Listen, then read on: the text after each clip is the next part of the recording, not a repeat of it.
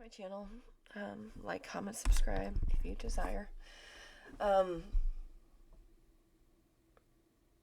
haven't recorded a video in a while, and one of the reasons is because whenever I record a video, the reason I record it is because it's just been really, really heavy on my mind. And the thing that's been on my mind for the last few months has been just, it's, I guess, controversial, and which is weird to me and kind of frightening. Let me see if I can lower this a bit.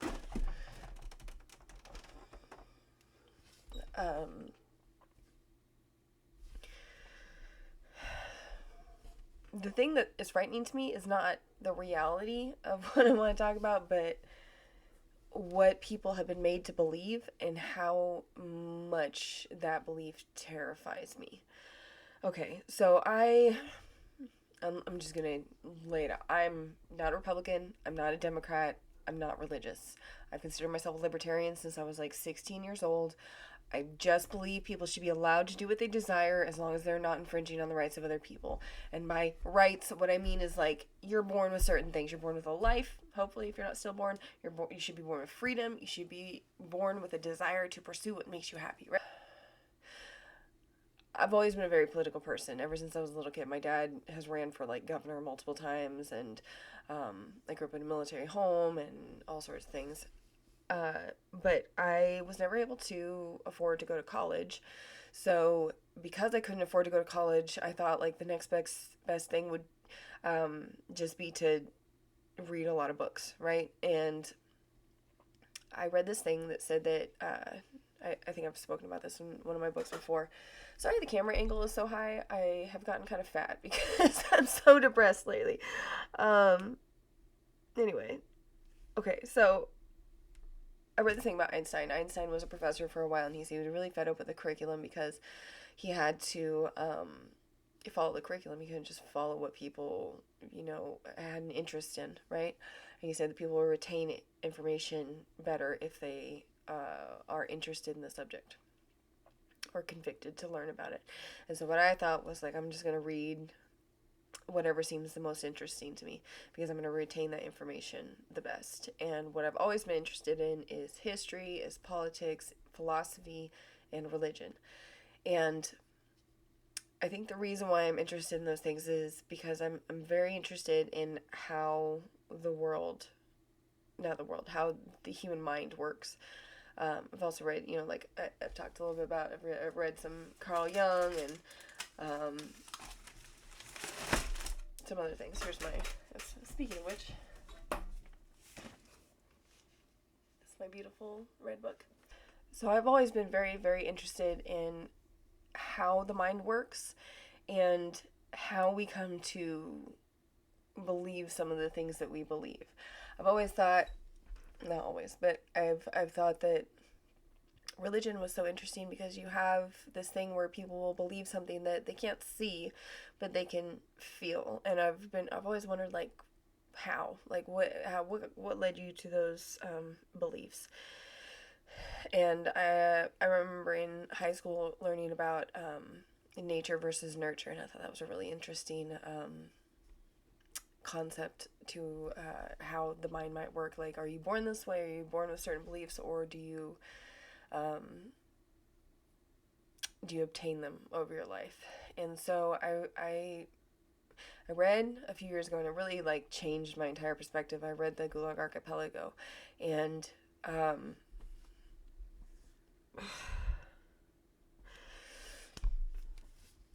at the end of the book, Alexander Solzhenitsyn talks about how he could have been, had the circumstances been slightly different, how he could have been one of the soldiers in the Gulag. So let me back up a little bit. If you don't know what the Gulag Archipelago is, it's about the gulags in like Siberia during or USSR during the communist time in Russia or in the USSR. And so it was like the prisons where they would send people to go basically work until they died. And it was awful, and they tortured them, and it was really bad. It was happening at the exact same time as, like, World War II, and so A lot of people, excuse me, I have a little bit of a cold. A lot of people will, talk about Hitler, but there's also this whole thing going on in Russia at the time, and it was really quite horrific. It's a very long book, and at the end of it, Solzhenitsyn's reflecting on his time, and he says that, had the circumstances been a little bit different, he would have possibly been at the other end instead of being a prisoner. He could have been a soldier who was committing these atrocious acts. So I read that, and it really changed my perspective because it really kind of put into focus for me the nurture side of the subject, where like you have a human brain, maybe you're born with this blank slate, and then over time you can be convinced to either do good or you can be convinced to do evil. And these people had been convinced to do evil, and they were doing it willingly. Maybe not all the time, maybe some of them were being forced. But on top of that, I also have read things like The Emperor Has No Clothes and 1984, George Orwell, and some Voltaire as well. And so the three quotes that stick out to me are The Emperor Has No Clothes, where you have an entire city believing that, or at least saying, there's a fourth example too, I'll say, but there's an entire city, presumably in the story. Obviously, this is like a fictional story, but it's meant to be metaphorical, right? And so you have this whole city, and they're all saying, oh, the Emperor, he's wearing these wonderful clothes, and he's actually naked, right? So it's just like a way for him to walk around naked, and everybody tell him it's fine for him. And so then one kid comes up and he says, but the Emperor's not wearing any clothes, and everyone's like, oh my god, you've said it out loud, and we all believe that he actually was, and we just didn't understand, right? It's a metaphor for like making people say a thing that's not true. Because everybody else is saying. There's a scientific experiment. This is the fourth example I was thinking of. There's this experiment that I read about where there was like 41 participants, and like 40 of them were part of the study, and one of them was the person that they were studying. And this person, so they passed around a piece of paper, and on this piece of paper was a triangle, and they asked everybody what the shape was, and every person in the room said a circle except for the last person, who was the person that they were studying, and this person also said triangle, even though this person clearly saw, or they said circle, even though they clearly saw a triangle. And the reason they did it was because everybody else had. And that's always been kind of crazy to me, that you can convince, and they did it. They proved it, that you can just convince a person to say lies if everybody else is saying the same lie. Let's see. Then you have 1984, 2 and 2 is 5, right? And I assume people have at least heard of this concept, but it's like you've used ridiculous logic to come to the conclusion that something that is not true is true, and you convince other people to believe that as well. Now, the other example is, or the thing that really made me kind of understand why this keeps happening. I read this quote by Voltaire. Voltaire said, those who can be convinced to believe absurdities can be convinced to commit atrocities. And I keep thinking about this when I read about anything historical. Like, if you look at the Maya and the Aztec and plenty of other ancient civilizations where they were convinced that if you sacrificed enough people that you could convince, like, the rain gods to come or something. And so they were convinced to do atrocious things because they believed something that was absurd. You see things like the Crusades, or chattel slavery, or World War II, or just over and over and over again, people are convinced of something absurd, that like their race is superior, and because their race is superior, then they're justified in killing some other race, right? So one of the things that has always bothered me since I was a little kid is, and people have their own opinions about this, obviously it's a very fraught issue, people they have their beliefs, and anyway, it's abortion. And this is not what this video is about, but this is kind of the thing that struck me first when I was younger. I read a book by a girl who had survived an abortion, and she had grown up and everything, and she had written a book about her experience with her mother who had tried to abort her. And I kept researching abortion because the people are so adamant about their beliefs about abortion, and I keep thinking about it in the context of everything that I've just said. And I saw a video of an abortion, and I just remember thinking, like, this is one of those things that's atrocious, and it's based on an absurd belief that, like, It's not even a human. I keep hearing people, I watch debates with people online talking about abortion, and one of the things they always say is, oh, it's just a clump of cells and it's not really a human. And that's an absurd belief, because what the hell is it if it's not a human and it's inside your body? Like, do you think you're creating like a cat and then it turns into, it's just the most ridiculous thing. They're like, oh, it's just a clump of cells. And I'm sitting here like, you're a fully grown person and you're still just a clump of cells. Like, it doesn't matter like what, how far out or close to your cellular DNA you go, you're still just a bunch of cells. And so it's like you have this absurd belief that the thing inside of you is not human. Like, what the fuck? um and because of that belief, we have people in our society that will argue for abortion right up until birth. Now, I can understand someone saying like, okay, you know, you take the plan B and it's only within like the first 3 days of your pregnancy, and so it's just like 3 cells, and so you shouldn't really care about that. Okay, but then you have people who will argue for abortion all the way up until birth. There's people who will argue for partial birth abortion. There's several cases, I think it was in Minnesota, there was a couple dozen cases where like the baby had been born who they were trying to abort, and the baby was born because it didn't die of the poisoning, and it was alive, and they just let the baby die on the table. And I'm like, that's an atrocious thing to do. And then you look at what happens during like a D&E abortion. It's like second or third trimester. They have to like rip the baby into pieces before they pull it out of the mother, and that's atrocious. That's a fucking disgusting thing to do. And I understand people will be like, well, 99% of, no, I think it's the numbers, they claim like 97% or some shit like that, which I doubt is true, but they say a certain percentage of these are all done within the first 3 months. And like, okay, I guess, but millions of babies, that's not atrocious to anybody else? Like, what the fuck? That seems really weird to me. And then I look at what it was about 5 years ago when I heard of transgender ideology for the first time. And I remember being like, what are you trying to tell me is real right now? Like, this guy really tried to tell me trans women that people can switch genders. That's what he was trying to explain this whole thing to me. And I remember being like, that's ludicrous. Like, what are you even talking about? Even the argument this guy was making me, it was just like, what the fuck are you talking about? Like, that doesn't make any sense whatsoever. And then, okay, so I'm arguing with this guy about transgender ideology, and like I said, I'm a libertarian. This guy's like a legit, he calls himself an anarcho-communist, and we've been friends for a really long time. We've had several like hours-long arguments about economic theory and things like that. And so I saw his Facebook page one time, and he was talking about transgender ideology, and I was like, what the hell are you talking about? And he goes through this whole thing about how like men can become women, and I was like, what the fuck? Like, no, they can't.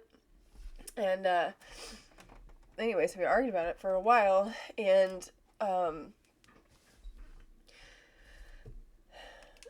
then I started seeing this in other places, and I was like, are people really convinced that this is real? And the more I looked into it, the more I realized, yeah, they do. Like, a lot of people believe something that is just ludicrous.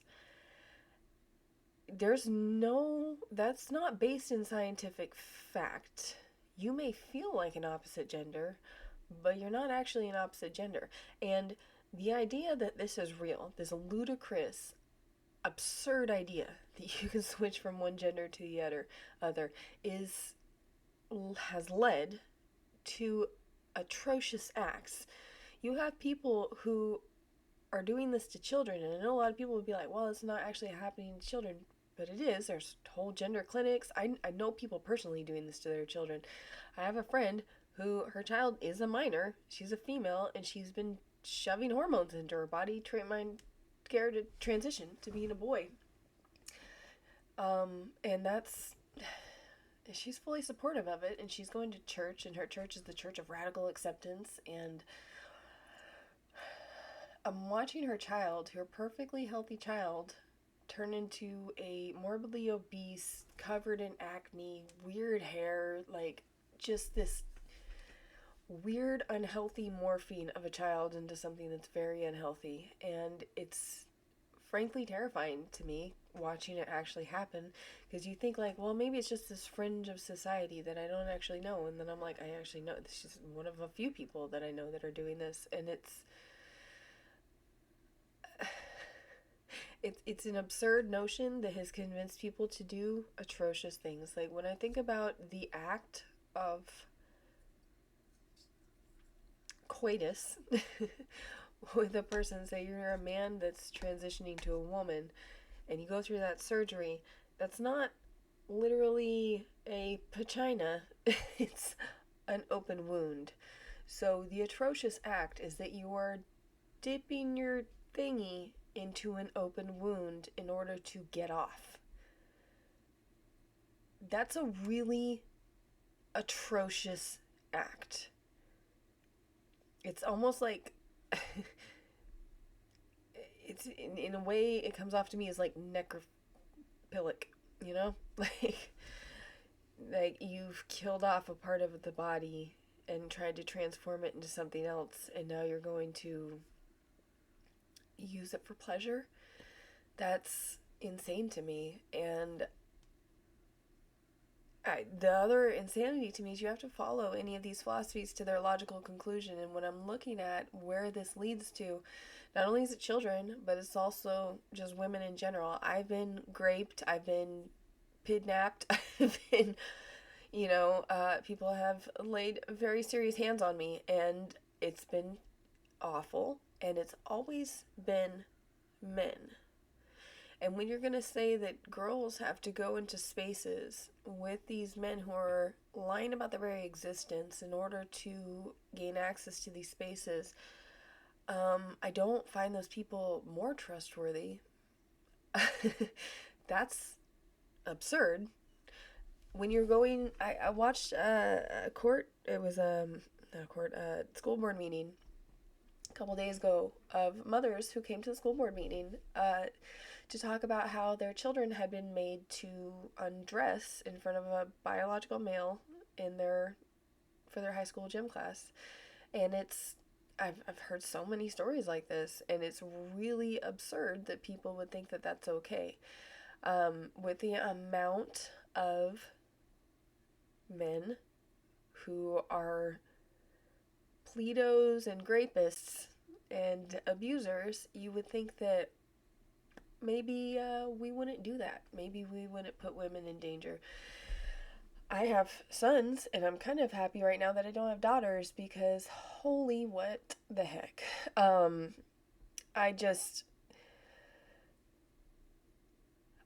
had an argument with a girl yesterday who was telling me that trans women are women, and I remember, I was asking her, I was like, she said, well, what's your definition of woman? I said, a woman has XX chromosomes and a man has XY chromosomes. And she was like, well, that's just a simple definition and it's painful to many women. And I was like, okay, well then what is it? And she said XY is a biological female. And I was like, yeah, that's kind of the whole point. So what is like a biological male? What is a trans woman if not a biological male? You don't have an answer for that other than you're making people sad. It's not reality, and because of the belief in something that's not reality, it's led to really atrocious things. And I don't know, like my mind has been so like baffled by the fact that people actually believe in this stuff that like I've just been I haven't been able to think straight for like a last couple of months. It's like I have this idea in my mind and I have to get it out to people, and I feel like if I don't, I'm not gonna be able to move on. So that's why I'm making this video, because I know that this is like controversial to a lot of people, and I know that probably like a lot of people aren't gonna see this video, but I really have to like get it out of my head, because holy shit, man. Just watching people do this after everything I've read, all of the atrocious things that have happened throughout history, and I see this absurd belief ending in this atrocious behavior, and I feel like if I don't at least speak my piece in some type of way, then I've failed. So anyway, that's my thoughts on that. And you know, I hope that if you're a person who believes in this type of stuff, maybe you can come back to reality with the rest of us and stop supporting things that are this ridiculous. Because you are endangering people, and that's my 2 cents. And I really hope that some of you can come back and join us in reality. Because holy fuck. Like, how can you... write down in the comments, if you've made it this far without me completely pissing you off, write down in the comments, please, like, how the hell someone convinced you that this shit was real? I want to know. Like, who made you think? Was it college? Could you afford to go to college and you came out of it thinking things that are just this anti-science? Is that what happened? Or was it like Facebook or school? I want to know. That's what I want to know. Because this is like the fundamental thing in my head that's been going on for decades, where I'm just like, how do people think the way that they think? You know, I keep looking at myself at this little camera thing, and I'm like, do I look like this weird? I think my camera's kind of morphed because it's like a widescreen. Anyway, so, but that all being said, I'm not trying to hate on anybody. I just want to know what makes you think the way that you think, because when I look at this subject, I think that the only way you can believe this type of stuff is you gotta be literally brainwashed. So, let me know. And nothing but peace and love. Please stop harming each other.